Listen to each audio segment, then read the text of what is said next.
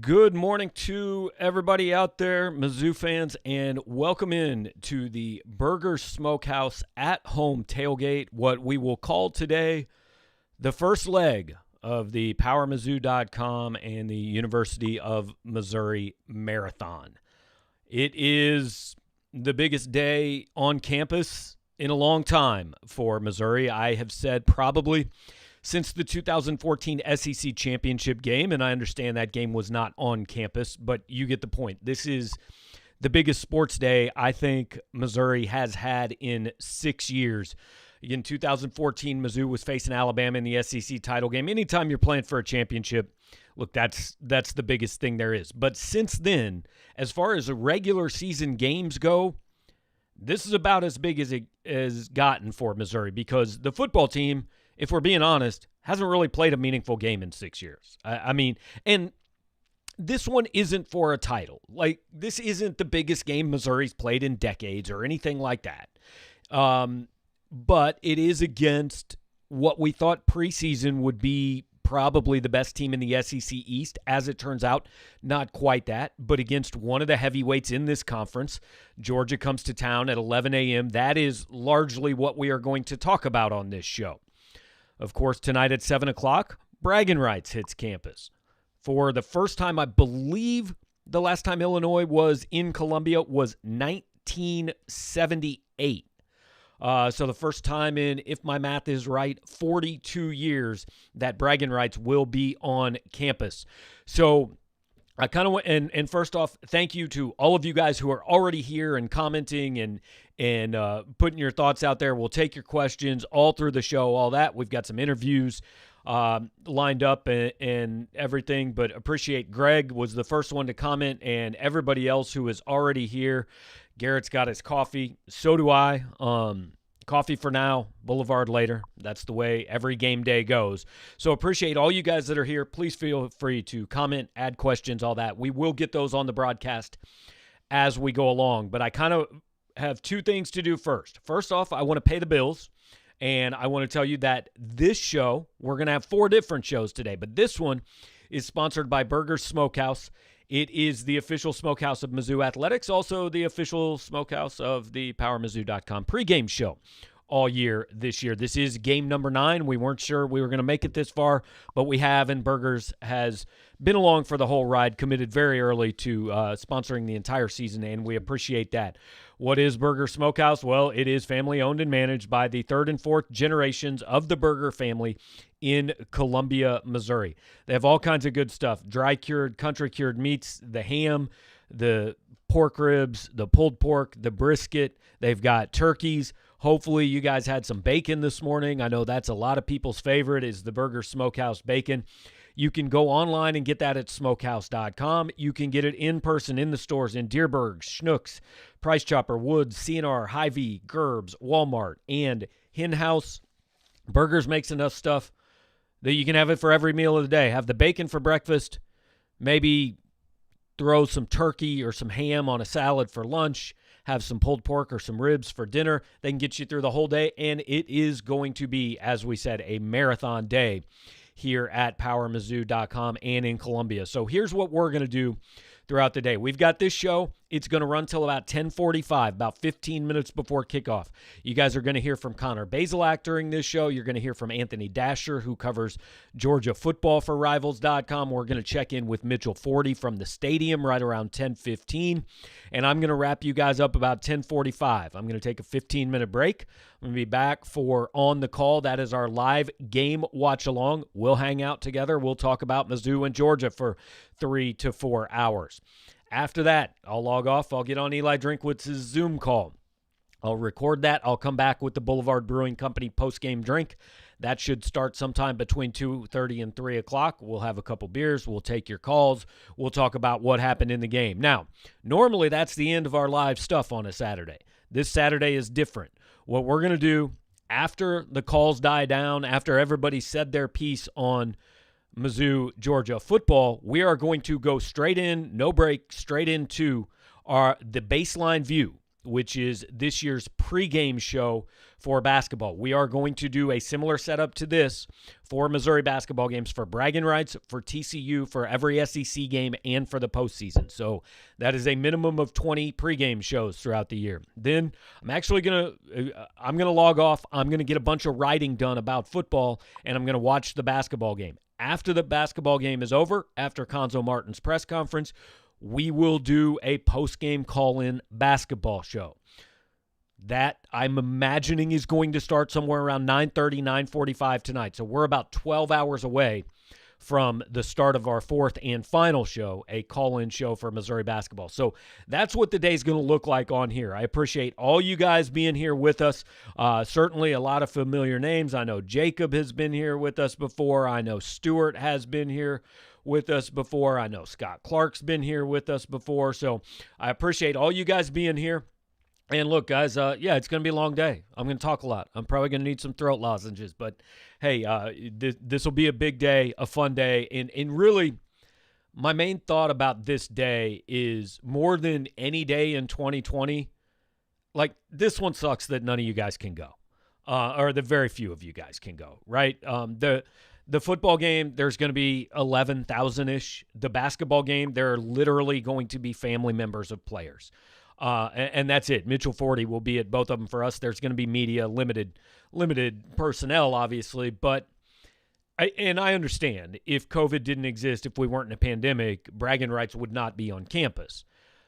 But I've actually started thinking this is something Missouri should do in the future.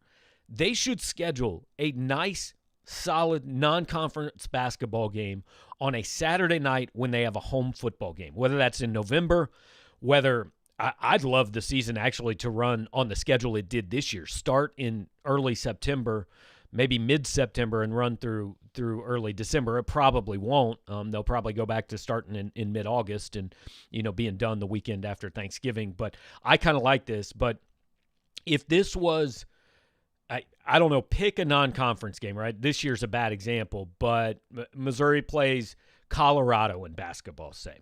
Schedule a home-and-home with Colorado. So you have an 11 a.m. kickoff against South Carolina or Kentucky or Georgia, whoever you're playing, and then you give everybody a couple hours to go downtown, and then you've got a 6:30 basketball game against, a good Power 5 non-conference program.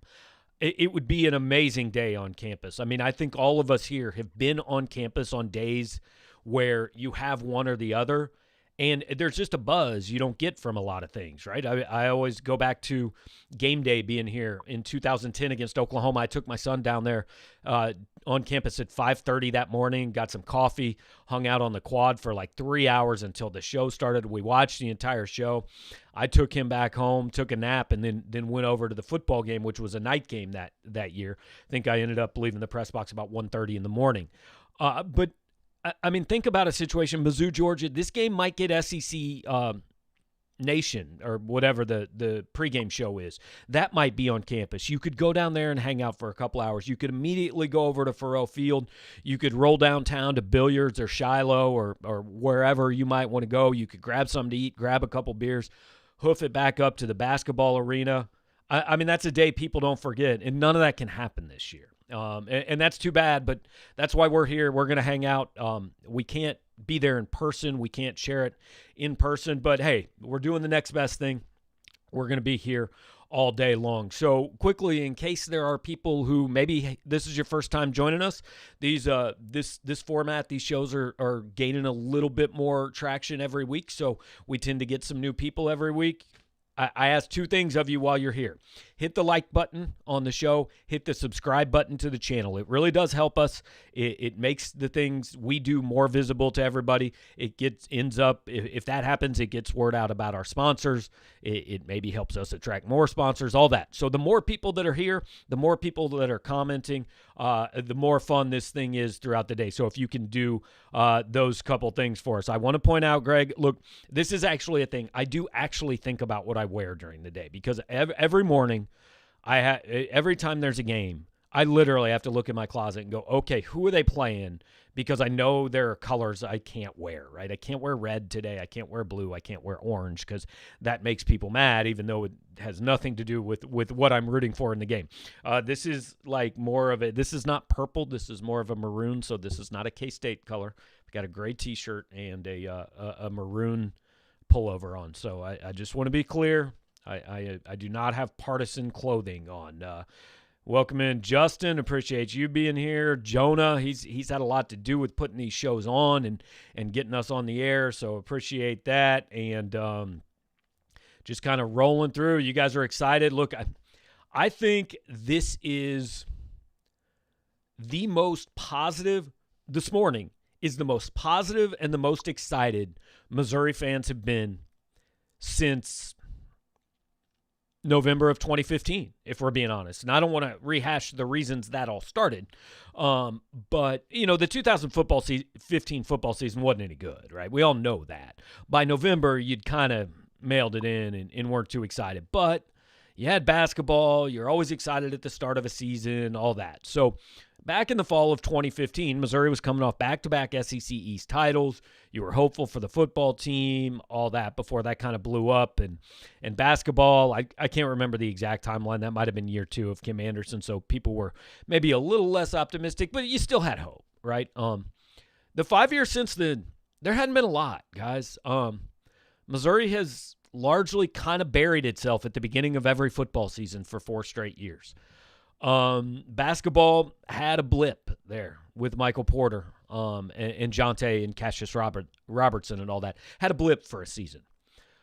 But as far as both teams being good, this is the first time we've been here in really 7 years, because Frank Case last year, they weren't great, but they did start well. And so when football was going on and basketball was going, both teams were good and you were happy about that. Both teams are on the verge of the top 25. Both teams will be in the top 25 if they win today. This is, I'm told, because I asked this, I think, on Tuesday, this is the first time Missouri football and Missouri basketball have ever hosted top 10 teams on the same day. Now, it shouldn't be a big surprise because they don't play a lot on the same day, right, at home. I mean, it's just not a very common thing. I didn't go back and see how many times it's happened, but it hasn't happened a lot. And then the odds that both of those games are against top 10 teams are obviously even much lower than that. But regardless, hey, everything about 2020 kind of sucks, but it gave us this day. And add into that Eli Drinkwitz on each of the last 2 Fridays has landed not an in-state, but a local 4-star recruit. Last Friday it was Isaac Thompson. Yesterday it was Dominic Lovett flipping from Arizona State to Missouri, the East St. Louis wide receiver, a 4-star who put Missouri's recruiting class at number 19 in the country. It's a place that Missouri football simply has never been. I will be very honest. Eli Drinkwitz is recruiting at a level that I didn't think was really possible at Missouri. Now, there's a long road ahead to sustain that, but he's doing it so far. And I wasn't sure that was a thing that anybody was going to be able to do. So that's kind of the big picture of today. What we want to do for the next hour and 10 minutes is drill down a little bit more on this actual football game. Basketball, we're going to have all kinds of time to talk about that. And if you guys have questions or comments about that, we absolutely will address those on this show when we have time. But the next hour and 15 minutes largely is going to be reserved for Mizzou, Georgia football. And so on that note, we try to play an interview for you guys at some point during this show that we've done earlier in the week. And you haven't gotten to hear from the starting quarterback a lot this year. He's been, I'd say he's done media every couple weeks, maybe every 3 weeks, but just because of the circumstances of the way coverage goes and the way access goes this year, you guys haven't heard a ton from Connor Bazelak, who has 2,000 yards passing and is putting together. It's not going to be an all SEC season, but for a redshirt freshman, man, heck of a year. He took Missouri, I can't remember the exact number, but somewhere around 60 yards in 43 seconds last week. Actually didn't even use all his timeouts and had time to run the ball on the last drive. Just one of the more impressive last-minute drives we've ever seen out of a Missouri quarterback, and he did it in, I think, his 8th college start. So we're going to play our interview with Connor Bazelak from earlier this week, and then we'll be back to talk a little more about it. You mentioned that the message in the quarterback room after the game, after the Arkansas game the other day, and I'm wondering, how does that kind of fit your personality naturally? Do you kind of fit into that not a celebrity, field general kind of idea naturally? Yeah, I think so for sure. I think just being a leader of the offense, I think they're not looking for a guy that wants all the hype and wants to be on social media all the time and doing all that. They just really want to win games, and best way to do that is to have a guy that's kind of a field general and tough guy that will do anything. Go ahead, Dave. Hey, Connor, when you got into that Georgia game last year on the road, what did that do for your confidence or just who you are as a quarterback now? Was that kind of a important moment for you in your development? I think so. I think it was, just because it was the first significant time I was getting in a college football game, and to do it against, I don't know what they were ranked at the time. I think they were top 5 at the time. But to do it against them down in Georgia, in front of 90,000 fans, to get a couple drives, some completions, move the ball down the field was good, just for my confidence throughout the rest of last season, and carried into this season. Colin. Hey, Connor, one of the things that Larry said earlier this season he likes so much about Coach Drink is just the care and the thought he puts into play calling.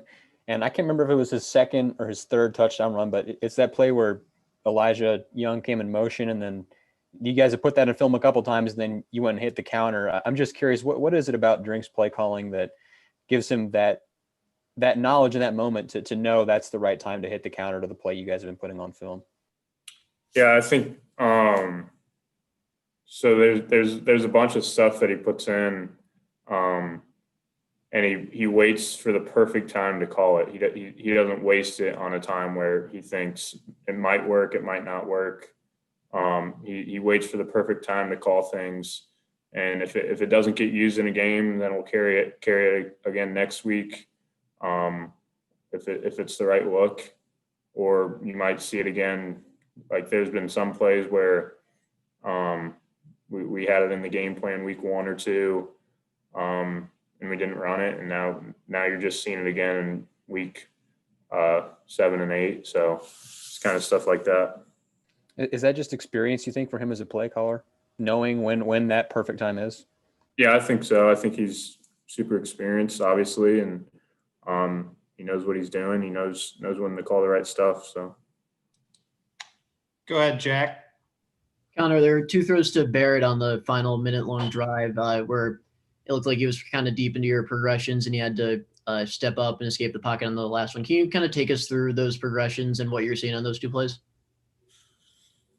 So I'm trying to think of the first one. I think the first one was the longer one. First one wasn't really designed for him to do that at all, but I mean, I was just looking. It was kind of a wheel route to Beatty on the left side, or an under route to, I think, to Barrett, but neither of those were open. So I just kind of stepped up in the pocket. He saw me kind of step up to the right and scramble to the right, so he kind of turned back, and the defense flowed to the right. So I've kind of found him open a little bit across my body to the left. And then the second one was just he kind of ran a curl in the middle, and he wasn't open at first. And then kind of the same thing. I stepped up in the pocket to the right. The linebacker kind of shifted over and found him open to the left. So. Go ahead, Peter. Yeah, Connor, I guess what does Georgia's defense do well, and what are things I guess you're aware of watching film against them that you I guess are maybe going to exploit or poke holes in?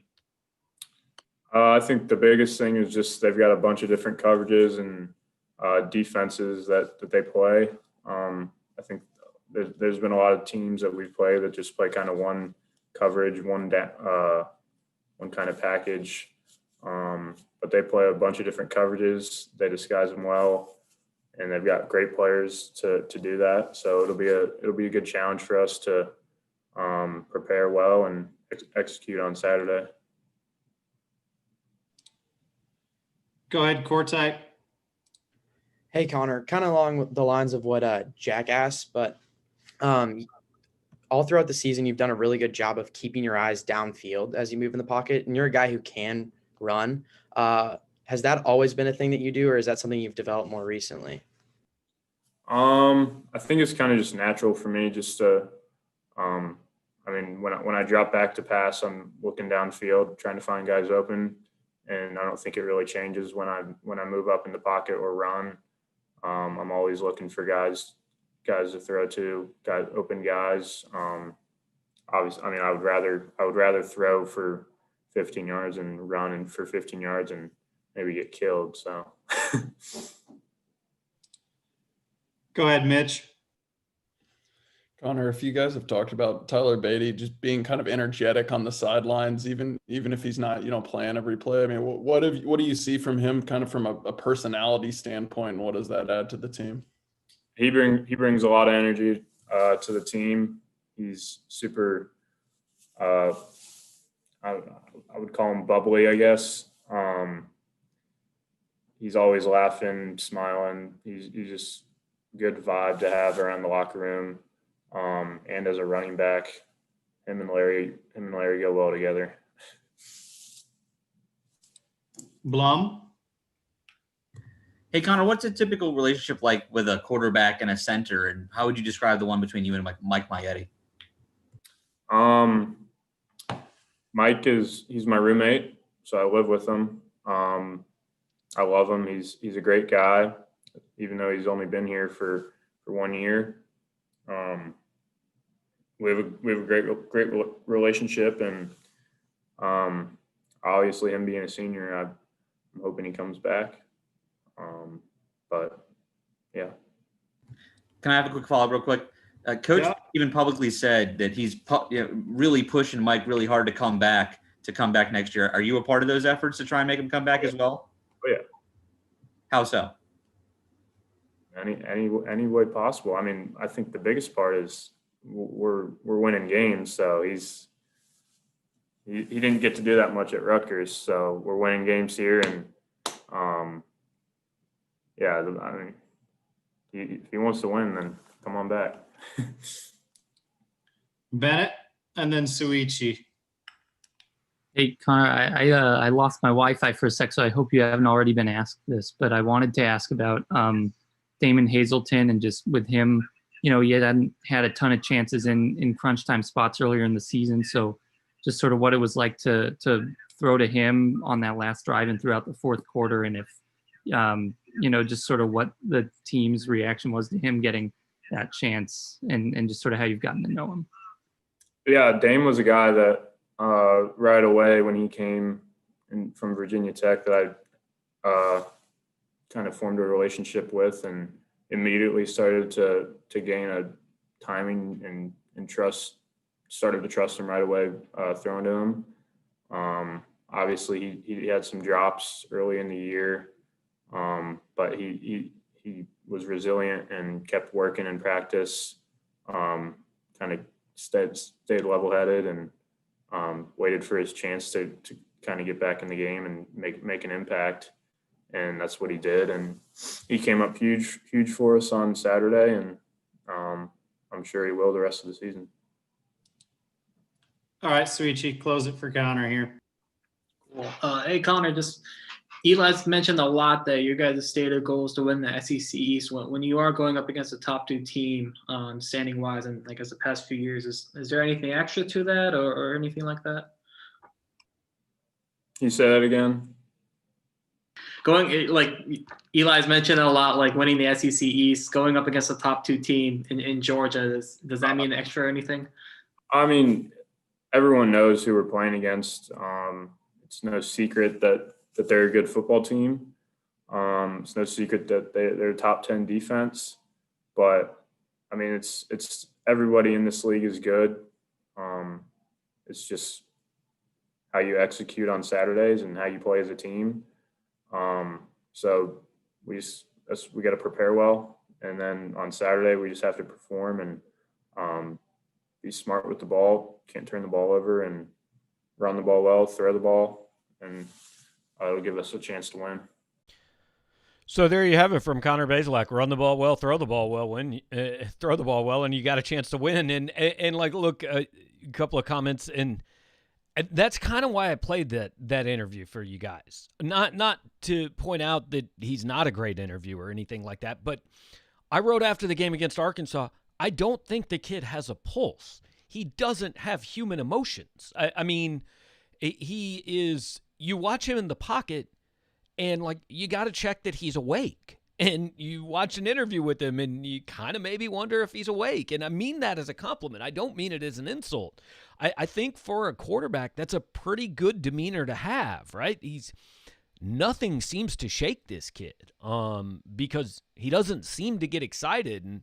And Ron's saying, you know, what can he be next year and by the end of his career? And that's kind of where we're all at with this, right? He's better this year than I think anybody thought. I think he's better than Eli Drinkwitz thought. Well, I know he's better than Eli Drinkwitz thought because he wasn't the starting quarterback at the beginning of the year. He's better than I thought. He's better than any of you guys thought. No question. He's been – the weird part about this year is he only has 5 touchdown passes, but 2,000 yards, which is about 250 a game. Only 2 interceptions. You know, he hadn't run much, but he's picked up a couple first downs. I think he had 1 touchdown run. So I've said a lot of times that progression is not necessarily linear. Just because he's here this year does not necessarily mean he's here next year and here the year after that, right? But he's theoretically got 4 more years to play. You would think that even if every year isn't necessarily better, certain parts of his game are going to improve year over year. So I think Missouri fans should be very excited. And I've joked, we've gone from in August, oh my God, Barry Odom never recruited a quarterback and our program's in the toilet because of it, to, oh my God, our quarterback's so good, what if Tyler Macon doesn't sign? Now, first of all, Tyler Macon is going to sign. But second of all, you add a good quarterback every year, and some of them are going to leave. Like Tyler Macon, the chances that Tyler Macon and Connor Bazelak both finish 4 years or 5 years, or in Bazelak's case, 6 years here, really aren't very high. Because Macon's going to come, and he's going to sit behind Bazelak certainly next year. By the way, Sean Robinson, theoretically, still going to be on the roster next year. But then in year 2, Tyler Macon's going to want to have a chance to win the starting job, and he's going to do his best to win that starting job as a redshirt freshman, probably. And if he does, Connor Bazelak is probably going to transfer. And if he does not, Tyler Macon is probably going to transfer.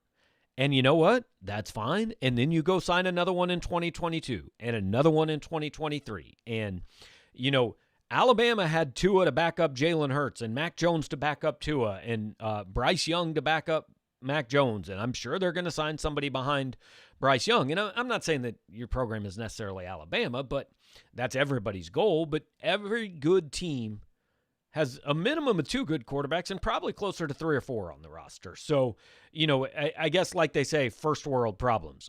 Real quick, Mitchell Forty just tweeted that wide receiver Towski Dove, who left last week's game with a shoulder injury, is going to play today for Missouri. I would assume he's going to start.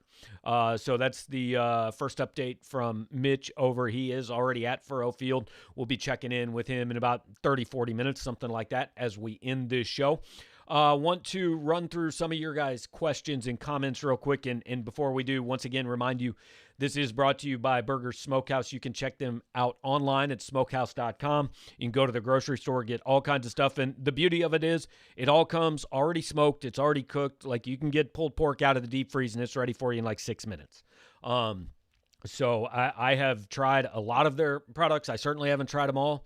They've got hickory smoked ham and turkey. You can get that, pick that up Christmas Eve in 12 days. You know, everybody wants to have a good Christmas dinner, so maybe try that. Get some bacon for over Christmas break. Your kids are home, want a good breakfast. Pick up some Burgers bacon. They'll be happy with that. So thanks to Burger Smokehouse. Again, smokehouse.com, any grocery store almost in the state of Missouri. They are locally owned and operated out of California, Missouri. But I do want to get to some of the comments and questions that you guys have. Scott's asking, if Mizzou beats Georgia, what's it mean for Drink in the program? Does it make national news in terms of what Drink is doing? I think absolutely. I think, first of all, a win today ices SEC Coach of the Year. If he beats Georgia, minimum 6-4, probable 7-3, he's going to be the SEC Coach of the Year. I don't think he's going to be the national Coach of the Year, but I think he'll get votes. I think Tom Allen at Indiana almost has that award already sewn up. Fair or not, but I think he probably does. But I think Drinkwitz is in the conversation. A win today clearly establishes Missouri as, I've talked over and over, right? Georgia and Florida are a step above this division right now. They just are. And they are going to be a lot of times. The goal of the other 5 programs is to be the best of those 5 on a regular basis. Missouri has already probably kind of established itself as that right now because it beat Kentucky, it beat South Carolina, it destroyed Vanderbilt. Lost to Tennessee, obviously, early. But if you beat Georgia, none of those other teams have done that. None of those other teams really have come close to doing that this year. So if you do that, then you're clearly saying, hey, this is the 3rd best program in this league, in this division right now. And then the goal, obviously, next year is to rise up from 3rd. Let's see, a couple of comments about my drinking habits. I promise I will be sober and speaking fine for the post-game basketball show tonight. By the time it ends, hey, look, I can't make promises 15 hours in advance, guys. I don't know. Freeway said, look, I address this question pretty regularly, but I want to address it again. Like, I'm not a fan. I'm not going to be throwing stuff and screaming at the TV and rooting for Missouri the way you guys are today. But do I want Missouri to win both games today? Absolutely. Like, guys, this week on our website has been the best week we've had since the coaching search, at least, and realistically, probably since the Michael Porter Jr. commitment and all that. It's good for us when you're excited. People like to follow teams that are doing well. I want Missouri to be good. Covering 6-6 sucks. Nobody cares. People care about really good and people care about really bad. Nobody cares about just there. And for 6 years now, Missouri has just been there. Absolutely. Hey, I'm with you guys. I want Missouri to win. I'd love Missouri to go 2-0 today. And Justin Wirtz asked the question that I think's on everybody's mind. Which team has a better chance to keep it going? 2-0 is tough to ask, but I can dream. Just individually, the games today, Missouri basketball has a better chance. Now, that doesn't mean Missouri football can't win, but there's 2 reasons for that. First of all, I think Ken Pom picks the basketball game as like a 72-71 Illinois win. Georgia's a 13.5-point favorite. So the gap between the teams, I think, is a little bigger. Also, there are just more upsets in basketball. It's more likely for an unranked team to beat a top 10 team in basketball than it is in football. It happens much more. Now, it happens in football, and I think Missouri's got a chance in the football game today. I think I picked Georgia, but it was 27-23. I think Missouri's good enough to keep this close and absolutely make a game of it. But just sitting here this morning, which team has a better chance to win? I think it's basketball. Cam Cameron saying I have to imagine Kiki Chisholm will be back next year. We don't know yet, right? Grant McKinnis told us he's coming back. It seems like Kobe Whiteside and Mike Maietti might be leaning that way, but we don't know that yet. We know pretty much Larry Roundtree's gone. Josh Bledsoe, Tyree Gillespie, they're in the Senior Bowl. They're gone. Kiki Chisholm, we really don't know yet. And we'll find that out probably at the end of the season. Eric Stegall says, is this Georgia team better than Florida with JT Daniels behind center? I don't know, man. That Florida offense, and I understand Daniels did not play against Florida, so they won that game with Stetson Bennett or DeJuan Mathis or maybe both at quarterback. Florida did. And JT Daniels, look, he makes this offense better. I mean, I think he's got 8 touchdown passes in 2 weeks. 18 would be amazing. I'd vote for him for the Heisman. But 8 touchdown passes in 2 weeks, and there's no question it's a more dangerous offense with him under center. And I kind of have the same question all Georgia fans have is, like, why did it take this long? I know he was hurt, and I know he wasn't ready to play, but, man, what you see, you just wonder if Georgia had gotten him in a week sooner, can they beat Florida, and can they be in that conversation? I don't know. I've been really impressed with Florida. They're so good offensively. Georgia's defense is better, but they're so good offensively that I think Florida's the best team in this division, even with JT Daniels playing quarterback for Georgia. And you look at Georgia, I mean, look, here's what they've done this season. They've beaten the teams they're better than, and they've lost to the elite teams. The one difference between Missouri's season and Georgia's season is Missouri lost to Tennessee. Now, also Georgia beat Auburn, beat them 27-6, and Missouri hasn't played a team like that, maybe. I mean, LSU's not that. Arkansas's not that, right? Missouri's opponents have a combined the teams Missouri's beaten have a combined record of 12-35. So Missouri's beaten bad teams and lost to good ones, and then lost to one that was good at the time and is bad now. Georgia has beaten bad teams and Auburn and lost to good teams. So, we'll Georgia's favored, and there's a reason for that. In this game, if Georgia shows up and plays an A game, I don't see how Missouri wins it. But if Georgia's a little bit off, Missouri's good enough. Justin's asking, are we back at 100% depth on the offensive line and defensive line? Well, defensive line, no, because Trey Williams opted out and is going to transfer before this game. And is that weird? Yes. The timing is odd, and I understand. But this year's weird. And I don't really think we can question. I'm told there's nothing like sinister going on here, right? He had a good relationship with Drinkwitz. He had a good experience. There's no off-the-field stuff coming. Trey Williams has lived in Columbia for a long time. And I think NFL draft grades are starting to come back. And I think if his was good enough, I think he wants to prepare for the draft. If it wasn't, I think he wants to see something else and experience something different in his final year of college football. And he's going to graduate in December. And so, you know what? Good for him. Yeah, the timing's weird. I get it. But I've said all year, I'm not going to insult a kid for doing what he thinks is best for him. He owes it to him. He doesn't know Missouri football. He doesn't know me. He doesn't know you guys. He owes it to himself to do what he thinks is best for him. Now, we can debate if it is best for him, and we'll find all that out in the end. But if that's what he thinks is best for him, then more power to him. So Trey Williams gone on the defensive line. Other than that, I think everybody's back. Darius Robinson's playing. Kobe Whiteside's playing. Markel Utzey's off suspension. Offensive line, Larry Borum and Xavier Delgado have been playing. Luke Griffin has been splitting time with Delgado. Zeke Powell's playing. So as far as I know, everybody that they expect to have is there. Now, obviously, there were some, Hiron White got hurt early in the season. Thalen Robinson opted out. But those are things they've been dealing with all year. So as far as the guys they expect to have, so far as I know, they're good there. I haven't seen any indication that nobody's playing. I just checked Mitchell's tweets. Nothing's come out from the stadium so far. So I think Drinkwitz said on Tuesday they were at 59 players. Which sounds weird to say that's kind of close to full strength, but it's not far off full strength. So let's see. Keep rolling on through your guys' comments. A little bit about Bazelak. TG Ace wants to know, what does Mizzou have to do to win this game? They have to play their best game of the year. And Georgia probably has to be a little bit off. I mean, that's realistic. If Missouri's going to do things like not get a stop until the fourth quarter like they did last week, they're not hanging 50 on Georgia. If Missouri's going to go to sleep in the second half like it did against South Carolina, that's not going to be good enough to beat Georgia. They got to win, they got to play 4 quarters. If they're going to turn the ball over 3 times like they did against LSU, it's not good enough to beat Georgia. Missouri's got to play better than it's played all year, and it's got to do so for 3.5, 4 quarters.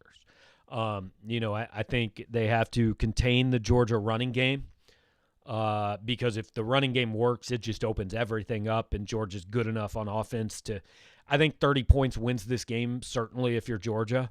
And so if Georgia gets to 30, I mean, if they can run the ball and they can get to 30, I don't see how you're going to win, because the Missouri offense was great last week against Arkansas. I think that Arkansas defense come back to earth a little bit.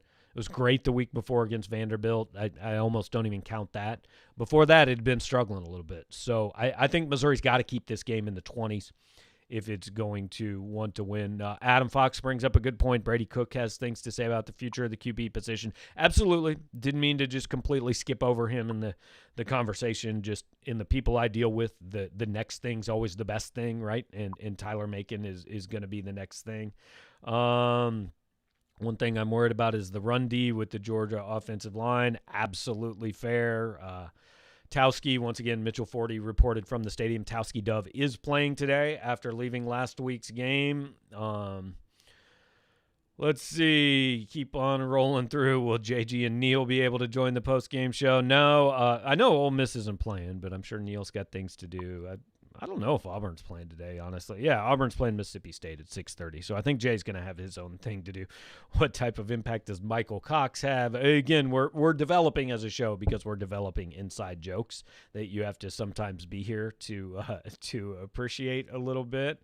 Okay, let me see. Perplexed by this Tennessee team.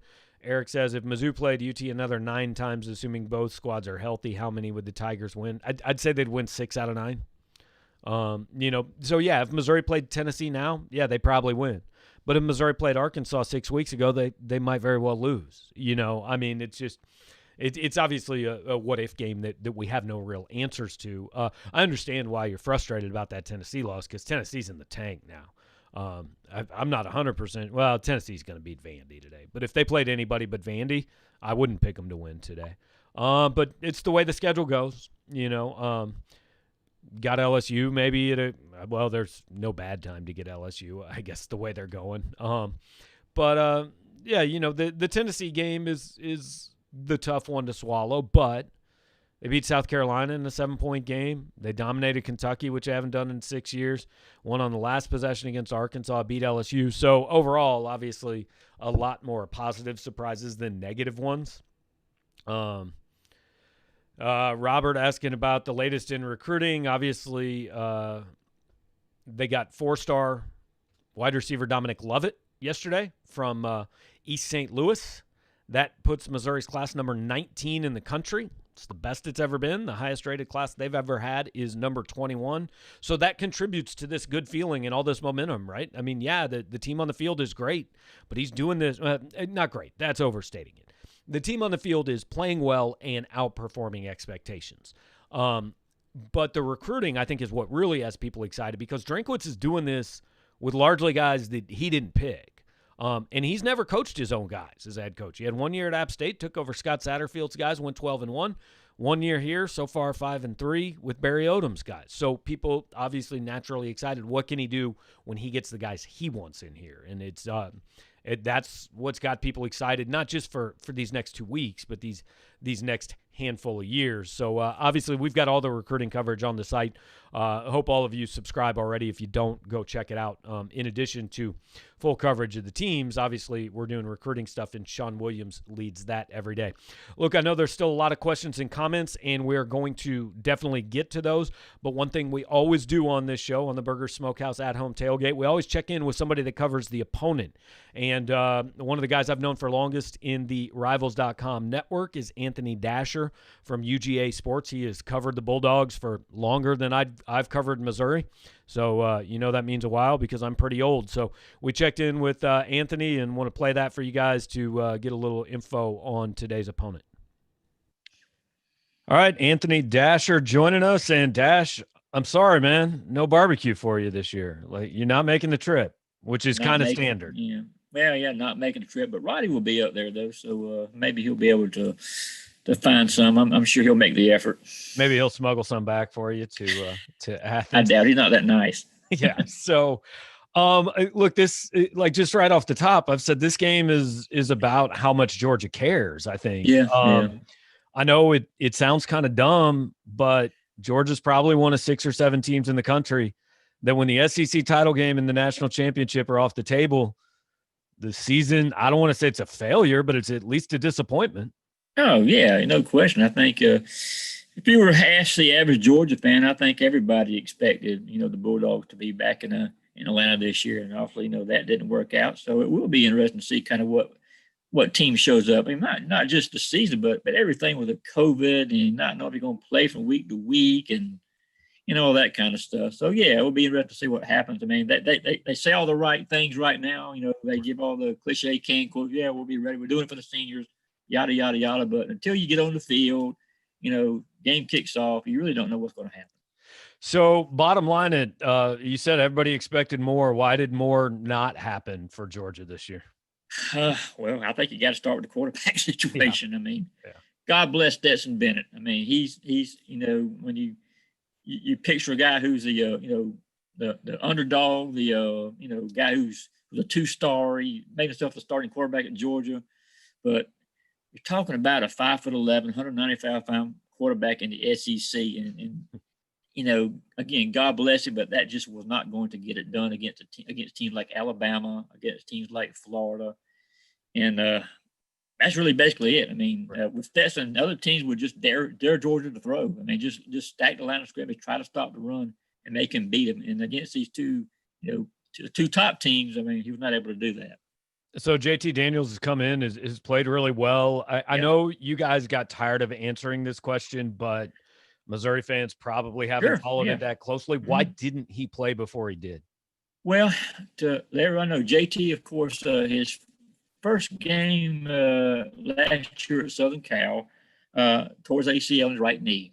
He subsequently transferred. Had to have a second procedure. Some things weren't quite, didn't quite get corrected.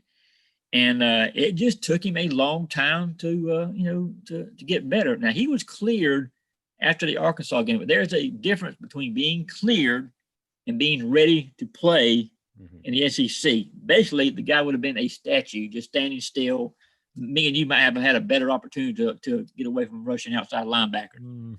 So, but he was just it was just a case where offensive coordinator Todd Monken was not comfortable yet with his movement in the pocket and being able to, to execute the offense the way he wants it done. Now, people get asked, 1,000 times, why would he be ready for the, game following Florida, but not the Florida game? But it's just the way it kind of worked out. I mean, he'd been working out with the scout team and not been getting work with the first unit to learn to work with the offense. But now he's healthy, and in the 2 games he's played, he's looked very good.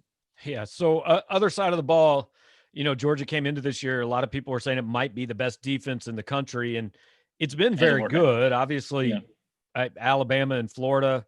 I don't know if you blame Georgia for that, or if you just say they've lit up everybody they play. But has the Georgia defense lived up to what people thought it was going to be?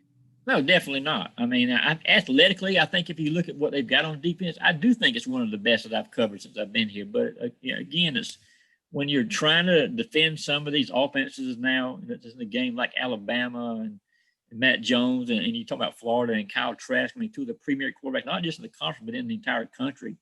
And the way, teams are able to move the football now, you really got to be, very, very good. And although Georgia's a good defense with, I think, solid, up front, solid in the secondary, they just, these offenses are just too good right now, I think, for anybody to think they're going to go out and shut somebody down. That's not going to happen. The old days of football are gone in college football. Yeah. I mean, what's the old saying? Defense win championships. That's not true anymore. Offense win championships that we've seen in the past couple of years, and that's what Georgia's issue has been.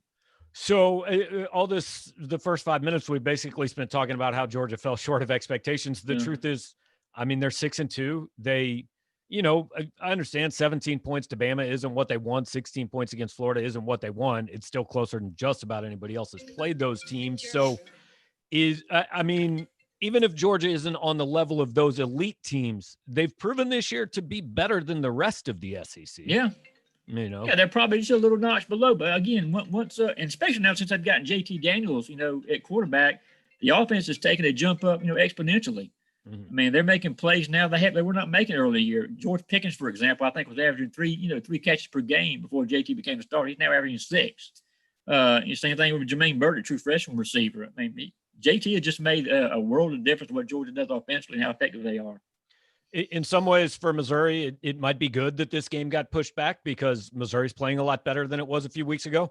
In other ways, they now face JT Daniels and Richard LeCount is back, and Georgia is getting a little closer to full strength. What's the view of Missouri and what Eli Drinkwitz has done in year one from Kirby Smart and people in Athens? Well, I'm kind of like we've talked, earlier when the season began. I don't think there were a lot of high hopes for the Tigers, but they really proved a lot of people, including me, wrong this year. With especially on the offense, what they've done the last 2 weeks. Now, granted, Vanderbilt and Arkansas, their defenses are what they are, but still, you've got to go out and make plays, and that's what the Tigers have done. And I know something that Kirby Smart has talked about a ton. In the 2 opportunities we've had to chat with him this week, that it's a very dangerous Missouri team. And again, this is a squad I would think that. If they feel they can go out and, win these last couple of games and, beat a team like Georgia, that's going to set them up well for next year. So the big story in this one seems to be the weather. And we were joking, like people in Athens think they're traveling to the Arctic Circle this weekend, and people in Missouri hope they're traveling to the Arctic Circle. I mean, upper 30s, there could be some snow, but like this is, I don't know how much it changes the game, but it's not something that you see much in an SEC football. I mean, this is what you get when you add a school like Missouri to this league. And it's not so much the fans; it's been the media that's been just blowing this up. I mean, like I told you earlier, it's almost like Georgia's going to Fargo, North Dakota, or Green Bay, Wisconsin, play this football game. Mm-hmm. Georgia's played cold game before, and like you said, I think it's going to make a bit of difference unless there was some crazy reason, Mother Nature, did something out of the, unexpected and had like a blizzard show up, which isn't going to happen. But again, playing in cold weather, that's not going to bother football players. That's just silly to talk about. I think Eli Drinkwitz is trying to work something out where it will snow when Georgia has the ball, and then it will be 60 and sunny when Missouri has the ball. I don't know if that's possible, but I'm sure if he could arrange that, he would. So, I mean, look, if Georgia comes in here and plays well, Georgia's probably going to win the football game. But what do you think, other than maybe Georgia being a little bit off, where are they vulnerable, and where does Missouri need to be good to win this? Georgia has been, when you talked about the defense, they have been susceptible to giving up some big plays. I mean, of course, Alabama's got some crazy, weapons at wide receiver. Devontae Smith is one of the best wideouts I've seen in years. I mean, it seems like he's been there for 10 years, playing for those guys. But they have been times where they haven't really been as I guess it's focused. I mean, they've given up some explosives this year. That I know has been a big concern of Coach Smart, and I think it's probably a concern, going in because the Tigers. I mean, Tigers again have been able to make some big plays the last couple of weeks. Mm-hmm. Kind of off a little bit off subject, but Dan Lanning he's a Missouri guy, Kansas City area guy coming back, and I think in a normal year he might be a head coach somewhere next year. I don't know how many openings there are going to be this year. What's kind of the future for him? I mean, he's going to be a head coach at some point, but do you think it's this soon? I don't know if it's quite this soon. I know when Memphis had an opening last year, there was some, scuttlebutt. His name was popping up a little bit, but again, he's still a very young guy. He's got a lot of time, to really get himself set up and maybe, find the best opportunity for him. He could, but I just don't think there's anything out there right now that would be really that appealing to him. But he's definitely somebody. I think you look down the road, is definitely going to be a head coach on the FBS level.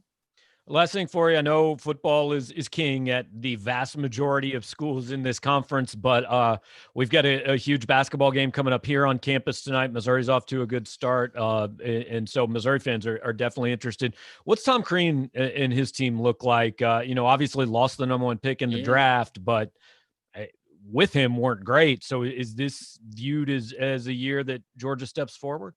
We'll see. I mean, again, this year's team has 8 newcomers, have 3 grad transfers, but and granted they have not been playing. They played Jacksonville U and they beat Montana the other night. I mean, those are the 2 best teams by far that they play, which isn't saying a whole lot. That being said, I mean, it's a team that's playing, to me anyway, is playing together a lot more than they were last year when it was just the Anthony Edwards show and, Rayshon Hammond chipping in from time to time. They've had 6 different guys scoring double figures for them this year. So they get a lot of different contribution defensively. They're a lot better than what they have been. They actually getting, guys are taking and playing defense seriously, which has never been a Tom Crean strength.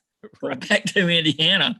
But they're making the effort right now, and they're playing well. I'm not going to say or predict Georgia's going to the NCAA tournament by any stretch, but I think this is going to be a team that's going to be fun to watch. Severe Wheeler has had 3 straight games, double figures scoring and assists. That's never been done.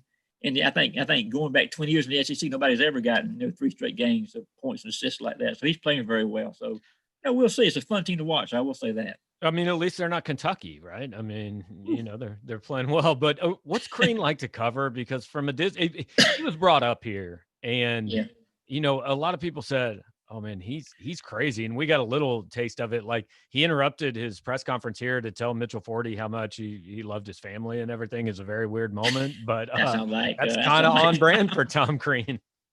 He's a little different, but honestly, I mean, in the 3 years I've dealt with him, he's been fine. I mean, he can get a little wordy, I guess, with some of his responses. I think they've been trying to get him to kind of cut it down a little bit, but he still thinks he's on ESPN from time to time because he will go on for like 2 or 3 minutes answering one question. And but he's been great. I mean, I've gotten where I can text him from time to time. He'll respond about simple questions. So he's been great for me. I can't complain at all. All right, well, Dash, looking forward to the game here coming up pretty quickly, and maybe eventually a time where we can actually see each other in person again. I know. I hope so. It's been a while. All right. Have a good one, man. All right, Anthony Dasher, UGAsports.com. Again, he's covered the Bulldogs for a long time, does a great job. Their site is definitely one of the best in the network. If you guys want kind of the opposing view, either leading into this game, you got 48 minutes before kickoff, or after the game to kind of see what Georgia's saying post-game, I definitely encourage you to head over to UGAsports.com and check out what they're saying. So, we want to, real quickly, before we get to Mitchell Forty from the stadium, want to get to some of your guys' comments, questions, and all that. Want to catch up on that. We've got, this is, I think, our biggest audience for the pregame show so far yet this year, so appreciate that. I know Burger Smokehouse appreciates that. You guys, after this, before the game, go to smokehouse.com, pick yourself something up. For next weekend's show. Mississippi State's a 2:30 game, so we'll be on the air about 1 o'clock next week, something like that. So again, we'll catch up with some of what you guys are saying, and Justin's asking about the weather, and Anthony and I were talking about this because it's not snowing. There could be a little bit of rain, but it's not raining right now. It's just cold, and I know it's colder here than it is usually in Athens, Georgia, but I don't really think that all of a sudden Georgia players are going to walk out of the locker room and say, well, I can't play in this. It does affect quarterbacks. And look, JT Daniels was USC, now at Georgia. It can affect quarterbacks. It can affect receivers catching the ball. But, Missouri hadn't played in a ton of cold weather this year. So I don't think – I'm not sure Missouri's played in any cold weather now that I think about it. Every game day's been pretty decent, I think. I don't think the weather's much of a factor. And – really, I generally tend to think if there is weather, it favors the better team. If it gets ugly, rainy, or snowy, you're probably going to run the ball more than you throw the ball. Well, that's what Georgia wants to do more anyway. So I just don't – I could be wrong, but I don't think the forecast is that big of a deal today. Scott Clark's asking if Mike Maietti returns, what's the starting O-line next year? I mean – I assume it's the same as this year, probably. Zeke Powell. I guess Case Cook's gone next year. Well, is he? I don't know. Case Cook's been here forever. I'm going to look up. He may actually still be a redshirt junior. It seems like he's been here for 19 years, but let's see. Case Cook is a redshirt junior, so he's back. So you got Luke Griffin at the other guard, splitting time with Xavier Delgado. Larry Borum's an underclassman, redshirt sophomore. So Maetti's the only guy they would lose on the line. If they do lose him, I could see a scenario where Cook goes to center and Delgado and Griffin are the guards. Drake Heismeier would also be a consideration, I think, at center. Dave Buck saying that he asked for a Power Mizzou subscription for Christmas, and he's going to get one anyway. Appreciate that, man. Hope you check it out.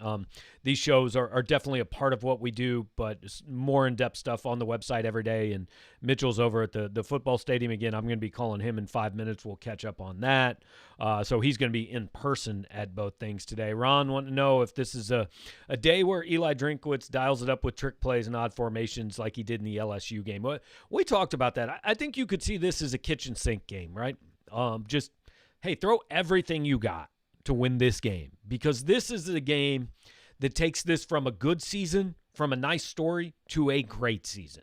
7-3 for Missouri is, I mean, beyond anyone's wildest dreams. And beating Georgia and LSU in the same year, you're right, nothing at all to lose. If Missouri loses this game, Missouri's supposed to lose this game. So be it. But if they win this game, that changes everything about the way people feel about this season and the program going forward. Cal's asking about Shane Beamer at South Carolina. Look, I think it's fine. It's a little bit like the Eli Drinkwitz hire. I mean, yeah, Drinkwitz had 1 year as a head coach, and Beamer doesn't have that. But I think if you're at schools like Missouri and South Carolina, you're not going to hire the big thing. You got to find the guy who is the next big thing. Missouri looks like maybe it did it. Now, will South Carolina? I don't know. I don't know what Shane Beamer is going to become. But you know, I don't mind I don't mind that. I'm interested to see what he does there, and he's got some roots in the area. If he does well, he might stay. Cam Cameron, will Hazelton see more PT today, given how he performed when he was given the opportunity last week? I would think he's earned a few more chances today. Yeah, he and Kiki Chisholm both started out rough. Chisholm probably started out rougher. But both played really well last week. I think they combined for 211 receiving yards. Chisholm had 113 and Hazelton 98, and Hazelton made a big player too in the fourth quarter, certainly. Let's see. So, would a win put a New Year's Six bowl in play? Bradley wants to know. I don't think so. It's not impossible, because right now people believe Georgia is in one. But that, I think, is largely based on Georgia finishing 8-2. At 7-3, I think Missouri would be in the Citrus Bowl, but I don't think they'd be in that New Year's Six Peach Bowl type thing. Although it's not impossible based on, I don't really know what the ACC has beyond Notre Dame and Clemson. I don't really know what the Big Ten has beyond Ohio State and I guess Indiana, maybe Northwestern. Who knows? I don't even know any team's record in the Pac-12, so I don't know what's going on there. So I think the SEC is going to get more teams than normal in those New Year's Six bowls. So yeah, it's not out of the question if Missouri were to win this week and next week that they'd be in the New Year's Six, but I think I would be surprised. All right, Ted Stepanovich says his 10-year-old loves the show, so thanks for that, Teddy. What's up, man? Appreciate you watching with your dad. And he thinks Missouri wins both big. So Teddy has spoken. Haven't seen anything from Boat Dan, but Teddy says they're winning. All right, Mike Benning's asking about Luther Burden. Just a lot of talk that Missouri's still in touch and that Burden is listening. That's all I'm hearing. Nothing that you guys haven't read on our message board, nothing you guys haven't heard. So I'm not saying Luther Burden is going to flip to Missouri. I'm just saying that Missouri hasn't given up. Okay, line has moved to -14 now. It's right about what I think LSU was 14 at halftime or at kickoff. Interesting kind of parallel there between those two games. Is run defense the biggest key to winning this game? I mean, it is definitely a big key, slowing down that run. I think I more would lean toward Missouri's offense and managing to get something done and move the ball and hang on to the ball. I don't think, again, they've got to keep Georgia under 30, I think. But also they can't just hand there can't be a bunch of 3-and-outs and turnovers. So I think it's a combination of run defense and the offense just doing enough, moving the ball, kind of shortening the game a little bit.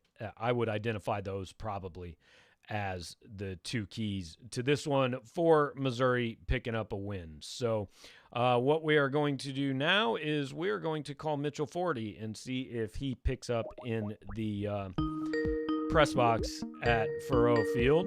It's ringing, so that's certainly a good sign. He is getting ready to cover this game for you guys and the next one also all day long.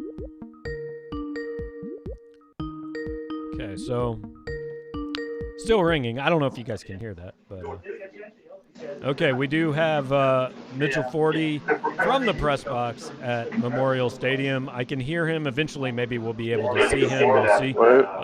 Mitch, what's going on, man? There we go. I think I got it. There you are. Yeah, we see you on the screen there. So awesome. What's going on?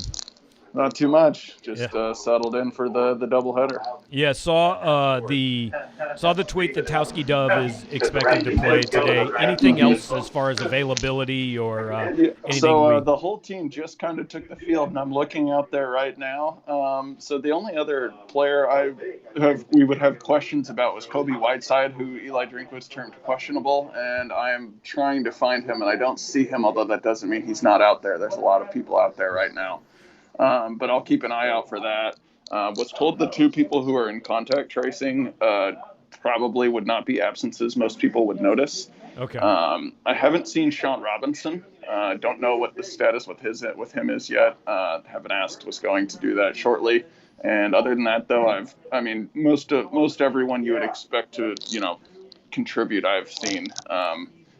Especially on the offensive side, they've been out there a little longer. Yeah, obviously Trey Williams not there, so correct. We expect I guess there was a game earlier this year where Trajan Jeffcoat played like 64 snaps, so we're going to see a lot of him, and I guess Jatorian Hansford probably.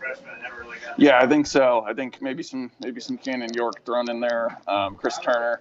But yeah, I think that outside linebacker spot will be mostly Trajan Jeffcoat today. I'm gonna go ahead and say that Kobe Whiteside is not out there in uniform today. Okay, so I reserve the right to change my mind, but I do not see him. Okay, so for now we're going with we don't expect Kobe Whiteside in this game. I know we don't know, and you don't know Georgia's roster by looking at it, but you haven't heard anything over there for anything unusual out of there. I have not. I've seen JT Daniels, so there's that. No surprise. Last week, I know Felipe Franks warmed up and he didn't play, but I haven't heard any reason why JT Daniels wouldn't. And that is really all I can tell you because, yeah, like you said, I don't really know Georgia's roster well enough to just look at the players warming up and identify people missing. Yeah, so we've established by your Twitter feed that it's cold outside. I established that by going outside. But look, it's not snowing. It's not raining. Yeah. Georgia should be able to function in 39-degree weather. I don't think the weather plays much of a factor. No, I mean, the only way I would feel like it could is, just from a motivation standpoint. If things start to go south, maybe you're looking to get out of there. It's not very fun conditions to play in, I'm sure. And there's a little bit of a wind going from south to north. So it will maybe impact kicking direction a little bit, but there's not enough to make it so one team can't throw the ball or anything like that. Yeah. So we've kind of we've spent an hour and 20 minutes establishing that Missouri has to stop Georgia's run game and not turn the ball over on offense. That's pretty much the keys to keeping this close into the fourth quarter. Yeah, that sounds pretty good to me. I think not only does Missouri not have to turn it over on offense, I think they do have to try to get something done in the passing game.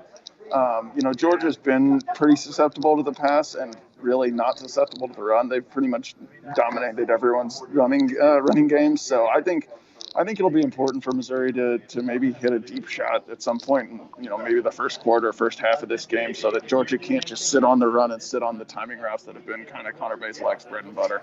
Yeah. So, okay, just kind of for everybody watching, just lay out your day. So you're going to be hanging out there for about 8 hours and then just walking across the parking lot. Yeah. I'll be here, cover this game, have live updates, have the, immediate post-game reactions, write a notebook, do post-game interviews, all that stuff.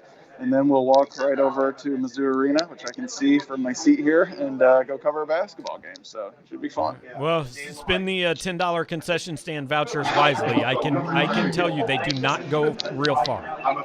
All right. I packed a lunch today because I couldn't. Last week they ran out of burgers here at the stadium, and if they did that again today, I would actually probably have to just leave. Yeah. So. Well, look, I've seen the burgers there. I'm not sure running out of them is the worst thing for you. Yeah. So yeah, I'm ready. I'm locked and loaded. Got some calories ready to go. All right, Mitch. Thanks, man. We'll let you go. Sounds good.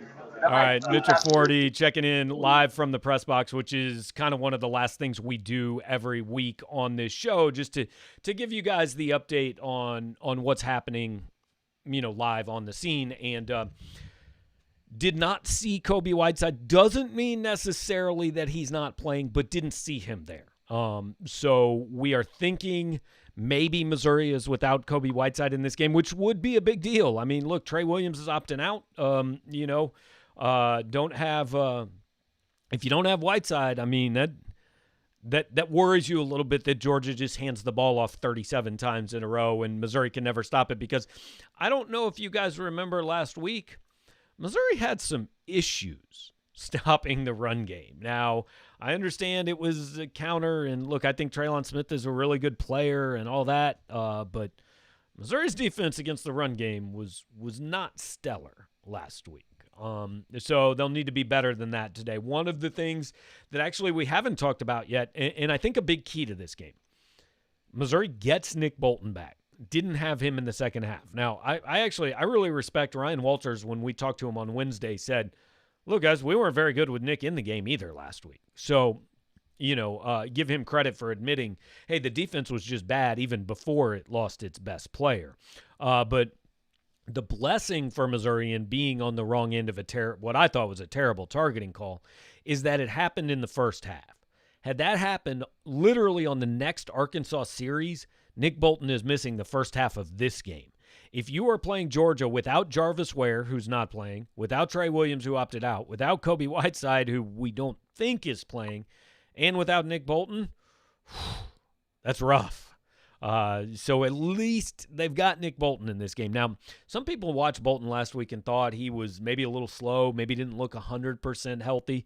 May not be 100% healthy for this game, but I'll take 80% Nick Bolton over any other person that is 100% on Missouri's defense. So appreciate Mitchell checking in with us from the stadium. Appreciate all you guys certainly being here with us all day long. Mitchell Bennett is headed into the stadium, so we can confirm out of the 11,800 that there will be at least 2 Mitchells at the Missouri-Georgia game today. Atheos is saying, I haven't watched a Georgia quarterback this year. Is he a run threat? JT Daniels is more of he's a traditional USC drop back pocket passer. Can he run? Probably. It's not going to be, I don't think you're going to see a lot of designed runs. They'll ask him more to stay alive and keep plays going with his legs than to make plays with his legs. But, USC traditionally has had kind of those guys that are the Carson Palmers, the Matt Leinerts, the guys like that drop back and throw the football. And I think that's what I think that's more what JT Daniels is than a threat to take off and beat you with his legs. Dan says need to move Chris Turner inside. He was effective in the second half lining up on the nose. And I think you'll see a lot of that, especially if Kobe Whiteside is out. I think you'll see a lot of Chris Turner playing inside. You're going to see Trajan Jeffcoat, I think, barely leave the field. You're going to see plenty of Jatorian Hansford, a little bit of Cannon York. I think you're going to see Isaiah McGuire moving around. You're going to see some Darius Robinson. So Missouri has enough guys. Losing Kobe Whiteside, if that's the case, again, we don't know that for sure. We only know that Mitchell did not see him on the field. But obviously, if you are missing him, that is going to be a significant factor for Missouri. But they have guys that can, I don't know if you say make up for the loss, but try to mitigate the loss at least for Missouri in this game. So real quick, want to just kind of give you guys an idea of what else is going on in the SEC today. We're running those SEC scores across the bottom of the screen. The other early game is Alabama at Arkansas. I don't expect that to be close. I believe Alabama's a 31-point favorite. Alabama's 30 points better than pretty much everybody else in this league. Tennessee at Vanderbilt at 3 o'clock. I can't imagine anybody outside the state of Tennessee is watching that game.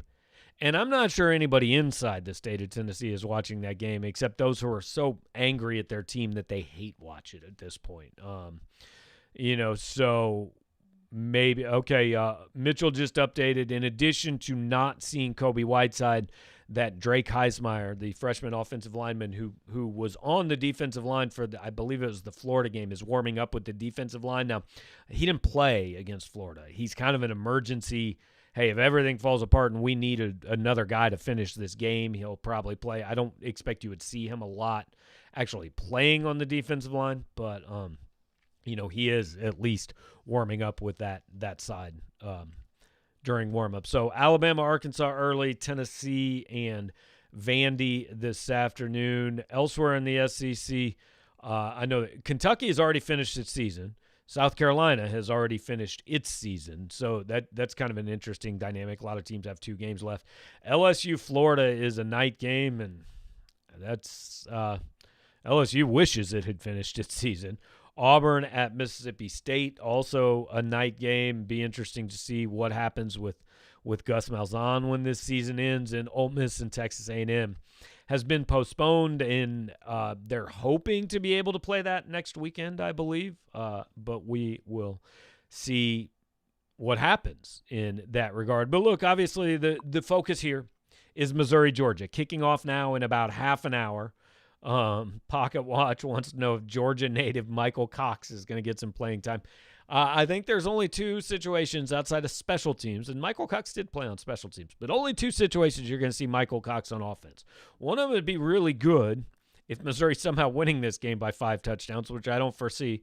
The other one would be really bad if Missouri's losing this game by 5 touchdowns, and you probably still wouldn't see him. I don't think Missouri's going to lose this game by 5 touchdowns, but if you told me somebody's winning this game by 5 touchdowns, I'm going to say it's Georgia and not Missouri. So kickoff, again, just about 30 minutes away. The game is on the SEC Network. Everyone should be able to find it.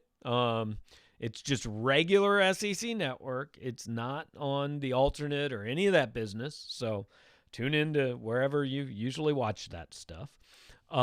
We've run down like every facet of this game. So once again, just kind of want to remind you guys how this day is going to go. When we wrap this show up here in the next 5 to 10 minutes, I'll take a quick break. I'll come back right at 11 o'clock. We will start the game watch along on the call presented by Colin Gentry Law Group. We'll hang out. We'll watch the game. Just kind of talk about it and go through what's happening. Just announced, by the way, over at the game, backup quarterback Sean Robinson is available for the game, and Kobe Whiteside not available. So that's from Mitchell 40. So you don't have Kobe Whiteside. You do have Sean Robinson if you should need him. Be interested to see if maybe this is a game we see a couple plays for Robinson because, again, I think this is kind of an empty the playbook type of game. Missouri throwing everything at Georgia that it can find.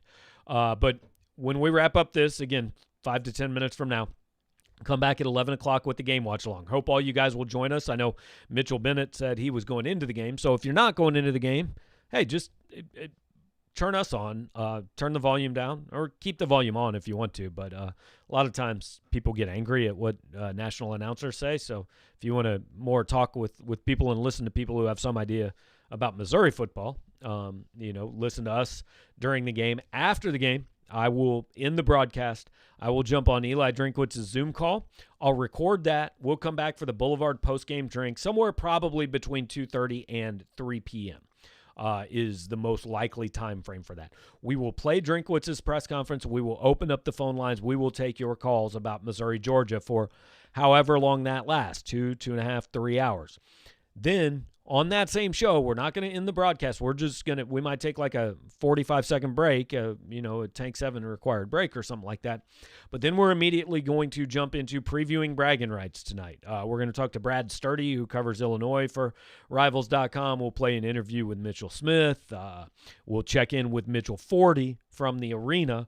He hopefully will be over there by 6:30. We'll check in with him shortly before tip-off, kind of like we did here before kickoff. Then while the game is going on, I'm going to get some writing done while I watch the game, and then we'll join you back after Konzo Martin's press conference, somewhere probably between 9:15 and 9:45. We'll play Konzo's press conference after bragging rights for you guys, and we will take calls again on the post-game show for however long you guys want to talk about basketball or the whole day or whatever it is. So, we will finish up with a couple of questions, and then I've got a question for you guys. Eric C's asking about the details on the new indoor practice facility. I really have no idea yet. I don't even think that's been – I know there are some renderings, but nothing official's been done. Haven't even officially been approved. I think that's in January. So that's really kind of down the road, and we just don't really know yet.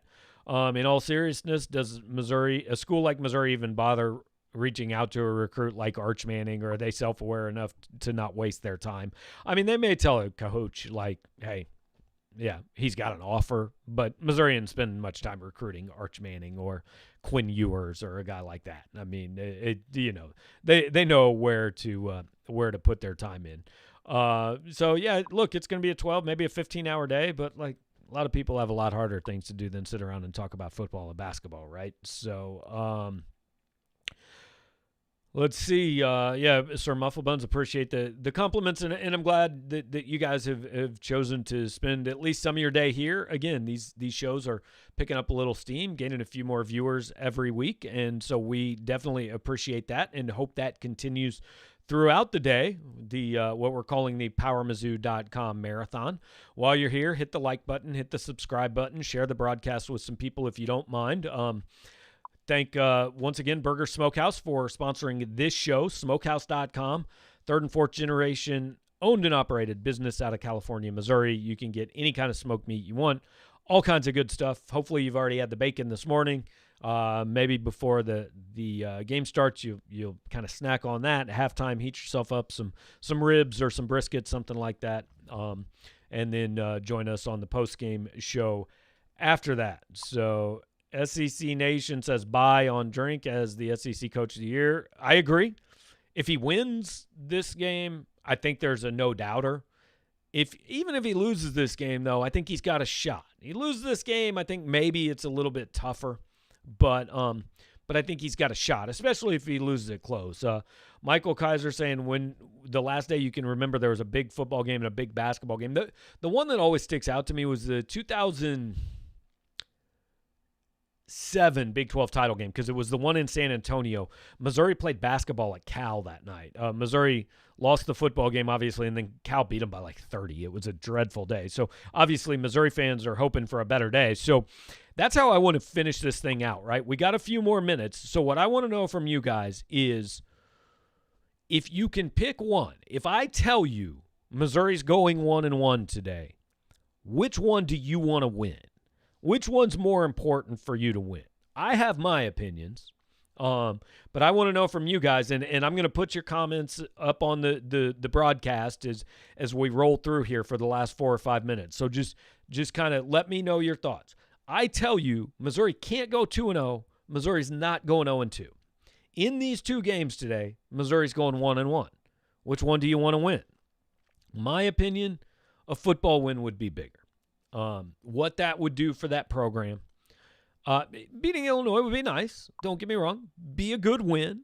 But, you can still have a heck of a year if you lose this basketball game. And the early comments more seem to be, I want the football wins. Sir Mufflebun says basketball, and this kind of goes along the lines of the thread on our message board. 70-80% are picking football. Cam Cameron picking basketball for selfish reasons because he lives in Chicago. Losing a non-conference basketball game, it doesn't hurt you, especially to Illinois. Just playing this game is going to help Missouri's tournament resume. Winning it would obviously be a big bonus, but playing this game is going to help your RPI and all that. Football, with the way Drinkwitz is going on the recruiting trail, the statement this would make, you would be in position to finish ahead of Georgia in the SEC East if you win this game and then go beat Mississippi State. So I think a football win is bigger. Now, that's not saying anybody who chose basketball is wrong. You all have your reasons for it. But if you're telling me Missouri's going 1-1 today, I think football is the way to go. Now, that said, look, this is where you guys all should have posted the why not both meme, right? There are no losses on the record yet. Go take your chances. Huge day for Missouri in both sports. Huge day for you guys. Huge day for us. We will be here for the whole thing. I will be back in about 15 to 20 minutes with On the Call, presented by Call and Gentry Law Group. That's our game watch along. Hope you guys all come back and join us for that.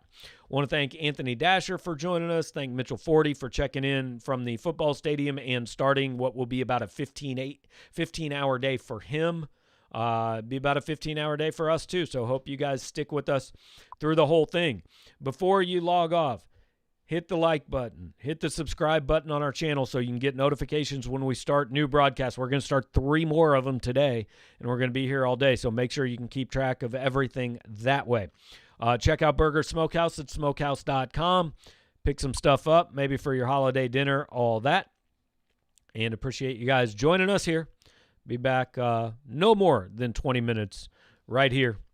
Mizzou and Georgia about to kick off from Memorial Stadium. Thanks for watching, guys. Check back soon.